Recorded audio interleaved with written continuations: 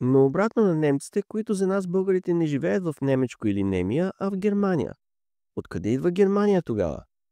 Германия е името, което римляните дават на териториите, които немските племена обитават.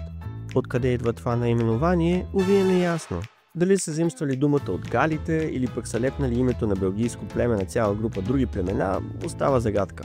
Друго име за Германия с неясен произход е Вокетия, което ползват литовци и латвийци. За съжаление, тук историческите доказателства са още по-оскъдни и произходът остава мистерия. И накрая да обсъдим немското Дойчланд. Германците сами си викат Дойче, а страната им е земята на дойчевците или Дойчланд. Думата Дойч сама по себе си идва от старонемски и означава от народа. С други думи, народни хора били немците. И преди да съм забравил, в това клипче използвам немци и германци като взаимно заменяеми термини, което не е съвсем правилно. Лош инфлуенсър. За да сме коректни, трябва да уточним, че германците са гражданите на Германия, а немците са тези, които говорят немски. Защото немският е официален в цели 6 държави. Айде, сега обратно на работа. Стига почивка.